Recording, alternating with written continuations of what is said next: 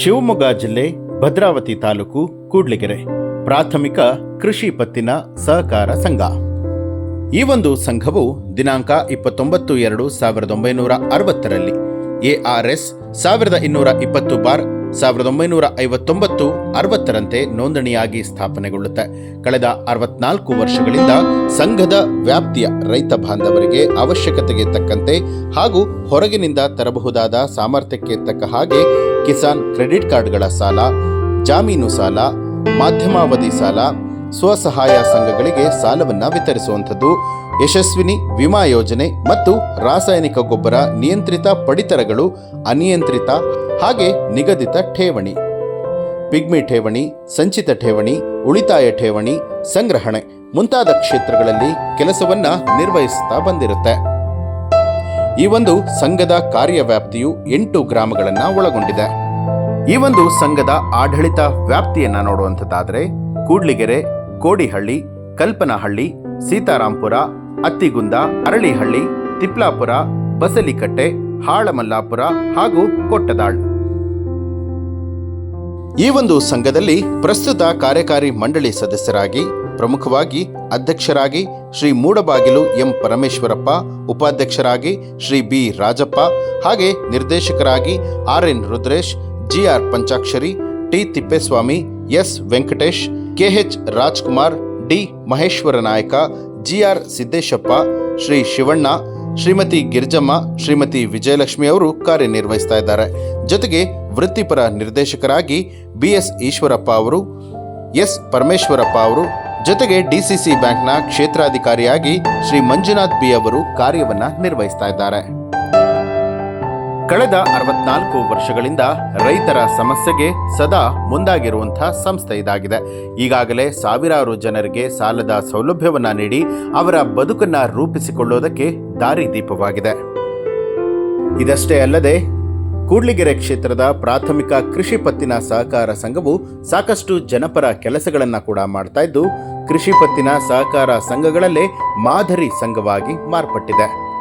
ಮುಂದಿನ ದಿನದಲ್ಲಿ ಇದೇ ರೀತಿಯಾಗಿ ಇನ್ನೂ ಹಲವಾರು ಯೋಜನೆಗಳನ್ನು ರೂಪಿಸಿಕೊಳ್ಳಲಾಗಿದ್ದು, ರೈತರು ಹಾಗೆ ಸಾರ್ವಜನಿಕರು ಇದರ ಸದುಪಯೋಗವನ್ನು ಪಡೆದುಕೊಳ್ಳಬೇಕು ಅಂತ ಕೋರಲಾಗಿದೆ.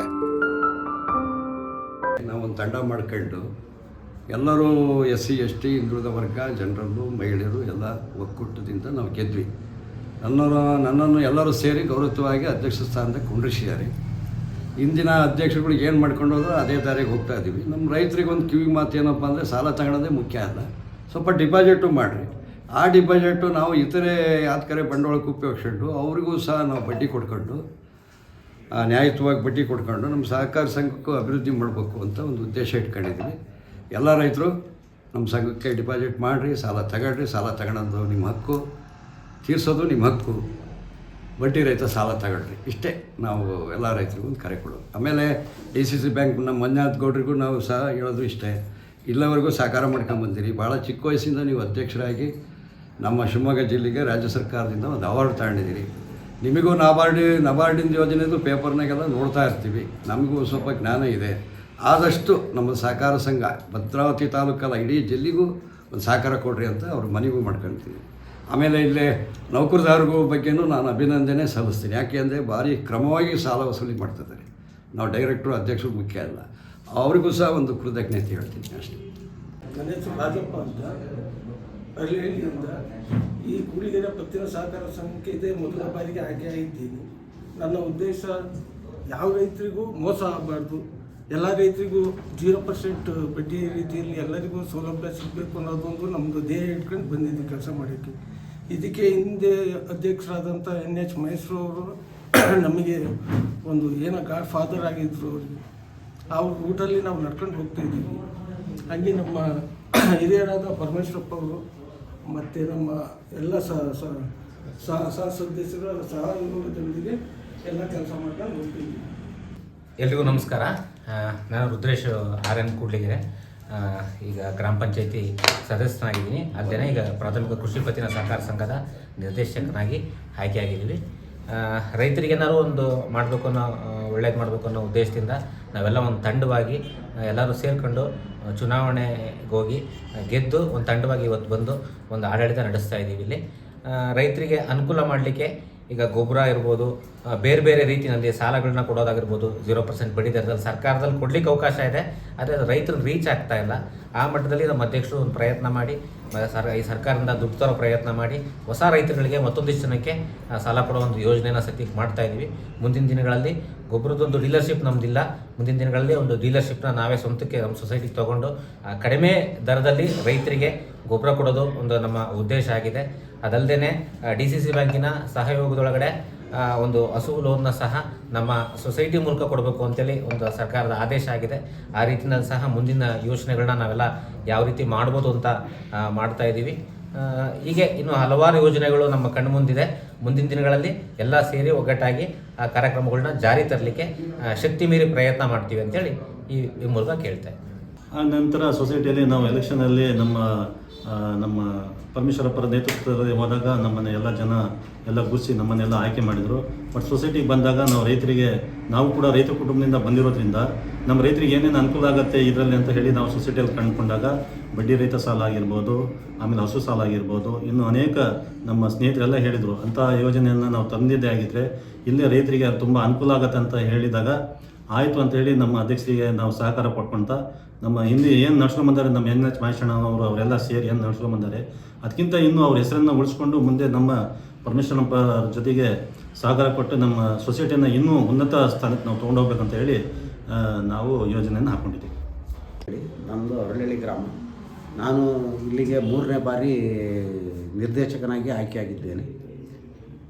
ಮುಂಚೆ ಈ ಸಹಕಾರ ಸಂಘ ಅಂದರೆ ಇದು ಎಲ್ಲ ಸಾರ್ವಜನಿಕರದ ಒಂದು ಸ್ವತ್ತು, ಎಲ್ಲ ಸಾರ್ವಜನಿಕರು ಸೇರ್ಕೊಂಡು ಮಾಡಿರೋದು.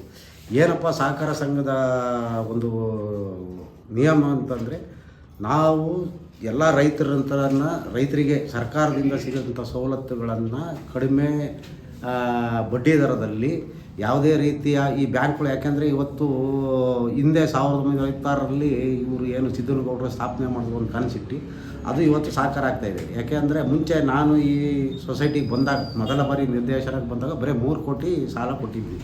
ಅವಾಗೆಲ್ಲ 10,000 ರೂಪಾಯಿ ಸಾಲ ತಗೊಬೇಕು ಅಂದರೆ 108 ಕಾನೂನುಗಳಿದ್ದು, ಪತ್ರಗಳು ಅವು ಇವೆಲ್ಲ. ಈಗ ಅದನ್ನು ಎಲ್ಲ ಸಿಂಪ್ಲಿಫೈ ಮಾಡಿ ಈಗ ಬ್ಯಾಂಕಿಗೆ ಹೋದರೆ ಅಲ್ಲಿ ಅವ್ರು ಕೇಳೋ ದಾಖಲಾತಿಗಳನ್ನು ನಮ್ಮ ಕೈಯಿಂದ ಹೊಚ್ಚೋಕ್ಕಾಗಲ್ಲ. 10,000 ರೂಪಾಯಿ ತಗೊಬೇಕು ಅಂದ್ರೆ ಭಾರಿ ಕಷ್ಟ. ಅಂಥ ಇದರಲ್ಲಿ ಅವತ್ತಿನ ಕಾಲದಲ್ಲಿ ಇದನ್ನೆಲ್ಲ ಮನಗಂಡು ಹಿರಿಯರು ಮಾಡಿದರು ಸಹಕಾರ ಸಂಘನ. ಇವತ್ತು ಅದು ಯಶಸ್ವಿಯಾಗಿ ನಡ್ಕೊಂಬಂದಿದೆ. ನಾವು ಕೂಡಲೇ ದಿವಂಗತ ಮಹೇಶ್ವರಪ್ಪನ ಮಗ ಮೂಡಬಾಗಿಲು ಪರಮೇಶ್ವರಪ್ಪ ಅಂತ ನನ್ನ ಹೆಸರು. ಈ ಸಂಘದ ಸದಸ್ಯನಾಗಿ ಮತ್ತು ಅಧ್ಯಕ್ಷನಾಗಿ ಈ ಕಾರ್ಯನಿರ್ವಹಿಸ್ತಾ ಇದ್ದೀವಿ. ಹಾಗೂ ನಮ್ಮ ರೈತರಿಗೆ ಸರ್ಕಾರದ ಬಡ್ಡಿ ರಹಿತ ಸಾಲನ ಕೊಡ್ತಾ ಇದ್ವಿ. ಪ್ರತಿಯೊಬ್ಬರು ರೈತರು ಮುಟ್ಟಬೇಕು ಅನ್ನೋದೇ ನಮ್ಮ ಸದಸ್ಯರದು ಮತ್ತು ನಮ್ಮ ಕಾರ್ಯದರ್ಶಿಯವ್ರದ್ದು, ನಮ್ಮ ಮೆಂಬರ್ಸ್ಗಳದ್ದು, ಅಧ್ಯಕ್ಷರದ್ದೆಲ್ಲ ಒಂದು ಬೇಡಿಕೆ. ನ್ಯಾಯತ್ವ ಮುಡಿಸ್ತಾ ಇದ್ದೀವಿ. ಆಮೇಲೆ ನಾನೀಗ ರಾಜಕೀಯ ಗುರುಗಳು ಅಂದರೆ ನಮ್ಮ ಅಣ್ಣವರೇ ನಾಗರಾಜಪ್ಪ ಅಂತ ದಿವಂಗತರು, ಮತ್ತು ಅರಕೆರೆ ಲೋಕೇಶಪ್ಪನವರು, ಹೊತ್ಕುಂದ ರಾಮಣ್ಣವರು, ಮಠದ ಬಸಯ್ಯನವರು, ಇವರೆಲ್ಲ ನಮಗೆ ರಾಜಕೀಯ ಗುರುಗಳು. ಈ ಸಂಘಕ್ಕೆ ನಾನು 3ನೇ ಬಾರಿ ಆಯ್ಕೆಯಾಗಿದ್ದೀನಿ. ಹಿಂದೆ ಒಂದು ಸರಿ ಅಧ್ಯಕ್ಷ ಆಗಿದ್ದೆ, 2ನೇ ಸರಿ ಡೈರೆಕ್ಟರ್ ಆಗಿದ್ದೆ. ಈಗ ಮತ್ತೆ ಪುನಃ ಅಧ್ಯಕ್ಷ ಆಗಿ ಮುಂದುವರಿತಾ ಇದ್ದೀನಿ. ಇದಕ್ಕೆಲ್ಲ ಸಹಕಾರ ನಮ್ಮ ಸದಸ್ಯರಿದೆ. ಒಂದು 12 ಕೋಟಿ ಸಾಲ ನಮ್ಮ ಸಹಕಾರ ಸಂಘದಿಂದ ರೈತರಿಗೆ ಕೊಡ್ತಾ ಇದ್ದೀವಿ. ಇನ್ನೂ ಹೆಚ್ಚಿಗೆ ಕೊಡ್ತಾ ಇದ್ದೀವಿ. ಮಾನ್ಯ ಜಿಲ್ಲಾ ಬ್ಯಾಂಕಿನ ಅಧ್ಯಕ್ಷರಾದ ಮಂಜುನಾಥ್ ಗೌಡರಿಗೂ ಮತ್ತು ನಮ್ಮ DCC ಬ್ಯಾಂಕ್ ಡೈರೆಕ್ಟರಾದ ಹನುಮಂತಪ್ಪನವರಿಗೂ ಸಹ ನಾವು ಮನವಿ ಕೊಟ್ಟಿದ್ದೀವಿ. ನಮ್ಮ 8-10 ಹಳ್ಳಿ ಈ ವ್ಯಾಪ್ತಿ ಬರೋದ್ರಿಂದ ನಮಗೆ ಸಾಕಾಗ್ತಾ ಇಲ್ಲ, ಬಡ್ಡಿ ರಹಿತ ಸಾಲ ಕೊಡ್ರಿ ಅಂತ ಕೇಳ್ಕೊಂಡಿದ್ವಿ. ಅವರು ನಬಾರ್ಡಿಂದ ನಮಗೆ ಸ್ವಲ್ಪ ಇದು ಮಾಡಿದ್ದಾರೆ. ಹಂಗಾಗಿ ತಾತ್ಕಾಲಿಕ ಅಡಚಣೆ ಆಗಿದೆ, ಮುಂದೆ ಕೊಡಬಹುದು. ಆಮೇಲೆ ಈ ಸಂಘದ ಕಾರ್ಯದರ್ಶಿ ಮತ್ತು ಗುಮಾಸ್ತರಾದ ಸನ್ಮನಸ್ಸು ಮತ್ತು ನವೀನ ಮತ್ತು ನಿನ್ನೊಬ್ಬ ಚಂದ್ರು ಅಂತ ಪಿಗ್ನಿ ಏಜೆಂಟು, ಒಂದು ಮಮತಾ ಅಂತೇಳಿ 4 ಜನ ಈ ಸ್ಟಾಫಿಗೆ ಕಾರ್ಯನಿರ್ವಹಿಸ್ತಾ ಇದ್ದಾರೆ. ಅವರು ಸಹ ನಮಗೆ ಸಹಕಾರ ಕೊಟ್ಟಿದ್ದಾರೆ. ನಮ್ಮ ಸದಸ್ಯರು ಸಹ ನಮಗೆ ಸಹಕಾರ ಕೊಟ್ಟಿದ್ದಾರೆ. ಇನ್ನು ಹೆಚ್ಚಿನ ಕೆಲಸ ಮಾಡಬೇಕು ಅಂತ ಬೈಕೆ ಇಟ್ಕೊಂಡಿದ್ದೀವಿ ಸದಸ್ಯರು ಸಮ್ಮುಖದಲ್ಲಿ. ಮುಂದೆ ಏನಾಗುತ್ತೋ ಕಾದು ನೋಡೋಣ. ಆಮೇಲೆ ರಾಜಕೀಯವಾಗಿ ಹೇಳ್ಬೇಕು ಅಂದರೆ ನಮ್ಮದು ಕಾಂಗ್ರೆಸ್ ಪಕ್ಷ. ಆಮೇಲೆ ಹಿಂದೆ ಕರಿಯಣ್ಣವರ ಆಶ್ರಯದಲ್ಲಿ ಬಂದ್ವಿ, ಅವರು ನಮಗೂ ರಾಜಕೀಯ ಗುರುಗಳು ಇದ್ದಂಗೆ. ಈಗ ಸಂಗಮೇಶ್ ಇದ್ದಾರೆ, ಈ ಸೊಸೈಟಿಗೆ ಹೆಚ್ಚಿಗೆ ಅನುದಾನ ಕೊಡ್ತೀವಿ ಅಂತ ಹೇಳಿದ್ದಾರೆ.